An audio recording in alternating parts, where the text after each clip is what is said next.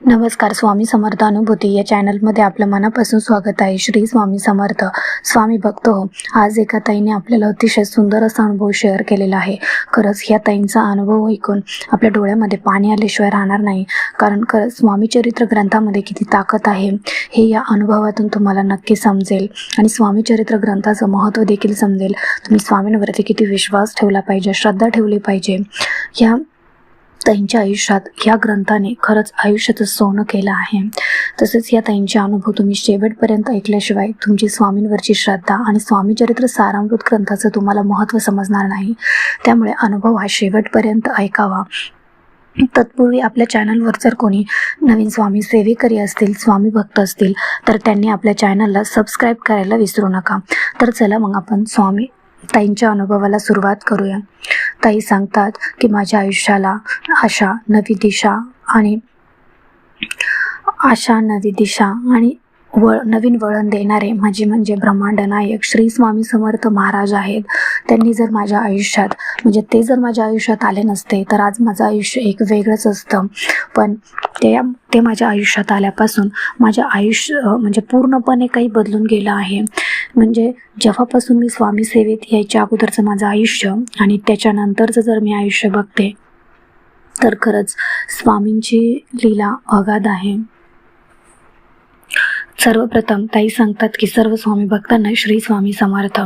आपले मालक पालक आपले ब्रह्मांड नायक श्री स्वामी समर्थ महाराजांना माझा त्रिवार मुजरा. खरंच स्वामी समर्थ महाराजांची सेवा करण्याचं भाग्य सगळ्यांनाच लाभत नाही. मी खूप नशीबवान आहे की स्वामी माझ्याकडून सेवा करून घेत आहेत. मला असं वाटतं की मी मागच्या जन्मी काहीतरी पुण्य केलेलं असेल म्हणून मी आज स्वामींच्या सेवेत आहे, स्वामींच्या मार्गात आहे आणि चांगल्या सवयी, चांगला मार्ग मला मिळालेला आहे. आज जर मी स्वामींची सेवा करत नसते तर माझे प्रारब्धाचे भोग तर संपलेच नसते, परंतु येणारी जी संकट आहे त्या संकटाची झळसुद्धा मला सहन झाली नसती. पण मी स्वामींच्या सेवेत आहे. मला आता कसलीही चिंता नाही, भीती नाही. किती मोठी संकट आली तरीसुद्धा मला माहिती आहे की माझ्यासोबत एक दैवी शक्ती आहे, म्हणजेच भगवान श्री स्वामी समर्थ महाराजांची शक्ती आपल्यासोबत आहेत. मला कसलीही भीती नाही, चिंता नाही. किती मोठं संकट आलं तरीसुद्धा स्वामी आपल्याला बळ देतात. हा पूर्ण विश्वास माझा स्वामींवरती बसलेला आहे, श्रद्धा स्वामींवरती बसलेली आहे. म्हणून आपले जे काही कर्म आहे ते फक्त चांगलं करत राहायचं आणि स्वामींची सेवा करायचं एवढंच माझ्या आयुष्याचं ध्येय आहे. ताई सांगतात की सर्वप्रथम मला स्वामींची सेवा कशी करायची किंवा स्वामी समर्थ महाराज काय आहेत, कोण आहे ते काही माहिती नव्हतं. पण मी स्वतः ज्या कंपनीमध्ये जॉब करत होती त्या कंपनीमध्ये आमचा जो बॉस होता त्या दिवशी प्रकट दिनानिमित्त त्या बॉसने असं ठरवलं होतं की माझे जे काही एम्प्लॉईज आहेत त्यांना मी स्वामी चरित्र सारामृताची पोथी एक देणार म्हणून. तेव्हा मला काहीच माहिती नव्हतं स्वामींबद्दल. आणि जेव्हा त्या आमच्या बॉसने आम्हाला स्वामी चरित्र सारामृत ग्रंथाची पोथी स्वामी प्रकट दिना दिवशीच दिली तेव्हा मला समजलं. ती पोथी दिली, मी घरी आणले. पण माझ्याकडे बाकीची पुस्तकं भरपूर होते वाचायला, मला वाचनाची खूप आवड होती. मग बाकीची पुस्तकं खूप होते वाचायला, पण त्याच्यातली बरीचशी पुस्तकं वाचून झाली होती. आणि एक दिवस असा आला होता की त्याच्यातली सगळी पुस्तकं संपली वाचायची आणि मला पुस्तक राहिली नाहीत वाचायला, फक्त राहिला तो हा ग्रंथ. आणि एक दिवस मला रात्रीची झोप लागत नव्हती. मग असं वाटलं की आपण जर एखादं पुस्तक वाचलं तर आपल्याला लगेच झोप येऊन जाईल. तर लक्षात आलं की फक्त स्वामी चरित्र सारामृताचाच ग्रंथ आपल्याकडे आता वाचायचा बाकी आहे, आपण सगळी पुस्तकं वाचलेली आहेत म्हणून. तर तेव्हा मी तो ग्रंथ घेतला आणि वाचायला सुरुवात केली. मला 1 ते 2 अध्याय झाले तेव्हा लगेच झोप लागली. आणि मग काय चमत्कार व्हावा, त्याच्या दुसऱ्या दिवसापासून मी रोज स्वामी चरित्र वाचायला लागले. मला माहिती नव्हतं की त्याचे रोज 3 अध्याय वाचायचे असतात, क्रमशः 3 अध्याय वाचायचे असतात, 11 माळी जप करायचा असतो, असं मला काहीही स्वामींविषयी माहिती नव्हतं. मी काही दिवस कोणालाच न विचारता मी फक्त स्वामी चरित्र सारामृत ग्रंथाची पोथी वाचायचे. त्याच्यामधले पण असं नाही की क्रमशः 3 अध्याय झालेच पाहिजेत. मला जसं जमेल तसं मी वाचायचे. 1 अध्याय, 2 अध्याय, 3 अध्याय रोज मला जेवढे वाचणं होईल तेवढं मी वाचायची. आणि असं नाही आहे की मी स्वामींच्या फोटोसमोर बसून किंवा देवघरासमोर बसून मी स्वामींची सेवा करत होते, असं नाही. मी सोप्यावर बसून स्वामी चरित्र सारामृत ग्रंथाचं वाचन करायचे. आता बघा, मी फक्त स्वामी चरित्र सारामृत ग्रंथ वाचून स्वामींनी माझ्या आयुष्यामध्ये खूप काही असे बदल घडून आणले. तर त्यामध्ये हा एक बदल असा होता की एक दिवस मी स्वतः एक डॉक्टर आहे आणि माझी स्वतःची क्लिनिक आहे. मी रोज घरापासून क्लिनिकपर्यंत जायला मला जवळपास 15 ते 20 मिनिट लागतात आणि मी रोज ऑटोने जाते, रिक्षाने जाते. असंच एक दिवस मी रिक्षाने जाता जाता माझ्यासोबत प्रसंग घडला, म्हणजे मला स्वामींचा अनुभवच आला. मी रिक्षात क्लिनिकला जात असताना माझ्यासोबत बरेच बाकीचेही म्हणजे सीट होते, म्हणजे शेअरिंगची रिक्षा होती. आम्ही त्याच्यामध्ये सगळं चाललेलो होतो. तेव्हा काय झालं, समोरून एक मोठी गाडी आली आणि रिक्षा पलटी झाली. रिक्षा पलटी झाल्याच्या नंतर त्याच्यामध्ये बऱ्याच लोकांना खरचटलं, लागलं. एक जणाचा तर हात फ्रॅक्चर झाला. मग माझं क्लिनिक जवळ 5 मिनिट राहिले होते यायला. मग मी त्या जेवढ्या लोक होते तेवढ्यांना मी माझ्या क्लिनिकमध्ये नेलं आणि त्यांना बँडेज पट्टी वगैरे करून, म्हणजे मलम पट्टी वगैरे करून रिकवर केलं आणि त्यांना घरी लावलं.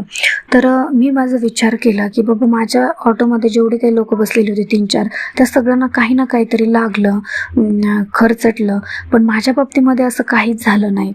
म्हणजे आणि तेव्हा माझ्या सोबत स्वामी चरित्र सारामृत ग्रंथाची पोथी होती. म्हणजे मी माझ्यासोबतच ठेवायचे तो ग्रंथ, कारण माझं असं नव्हतं की मी फक्त स्वामींसमोर बसूनच किंवा देवघरात समोर बसूनच स्वामींची पोथी वाचायची.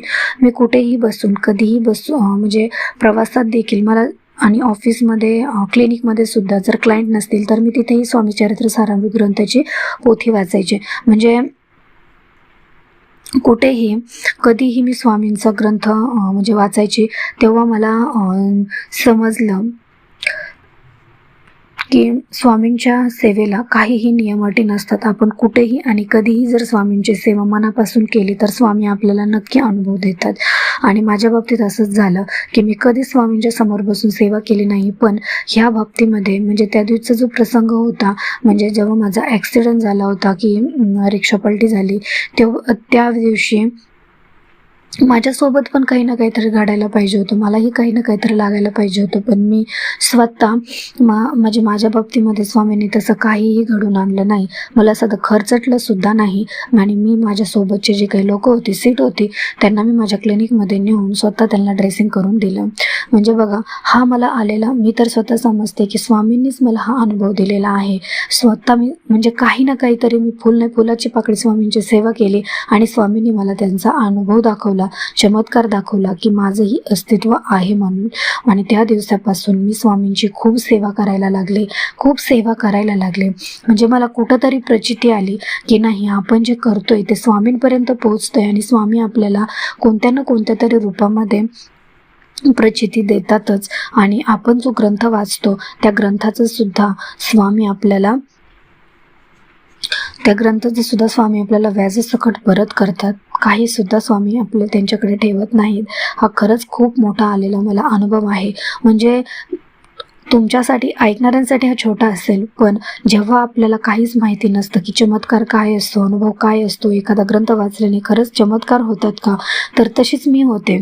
पण माझ्या बाबतीमध्ये हा चमत्कार झालाच म्हणावं लागेल. आणि ते फक्त आणि फक्त स्वामींच्या सेवेमुळेच झालेलं आहे, स्वामी चरित्र सारामृत ग्रंथामुळेच झालेलं आहे.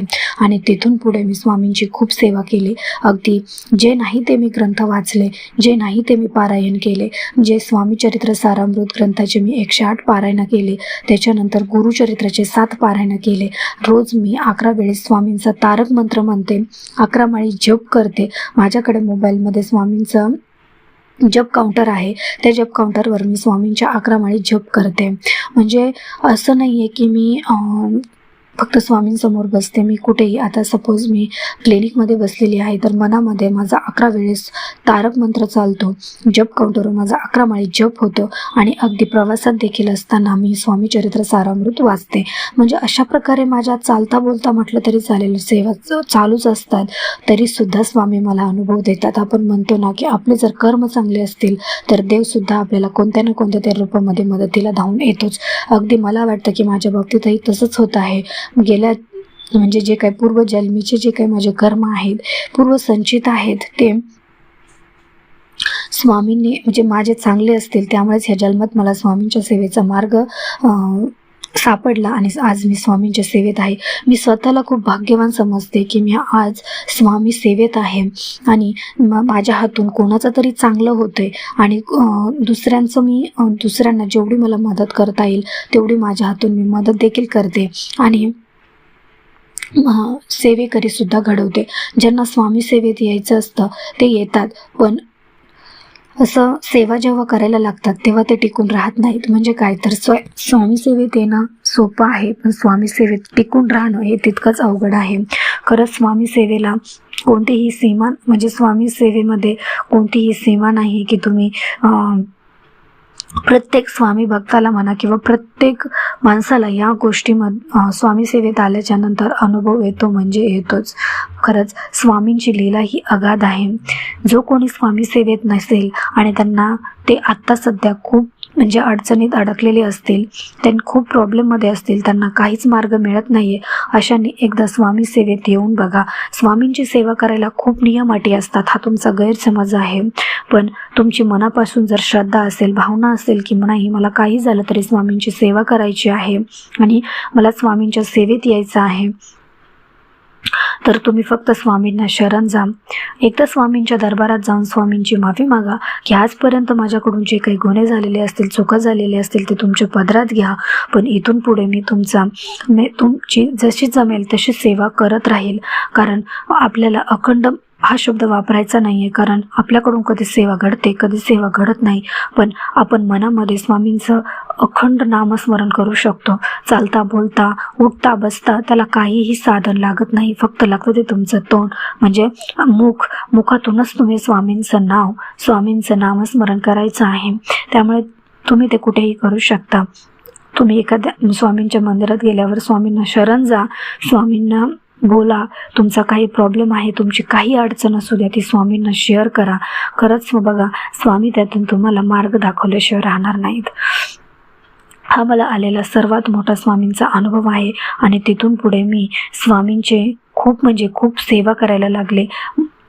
राहिलेले अनुभव मी तुम्हाला कधीतरी नक्की शेअर करेल. स्वामी भक्तांनो, आजचा अनुभव तुम्हाला कसा वाटला मला कमेंट करून नक्की सांगा. आवडला असेल तर आपल्या चॅनलला लाईक, शेअर आणि सबस्क्राईब करायला विसरू नका. तर भेटूया अशाच एका नवीन व्हिडिओसोबत, नवीन अनुभवासोबत. तोपर्यंत सर्वांना श्री स्वामी समर्थ. धन्यवाद.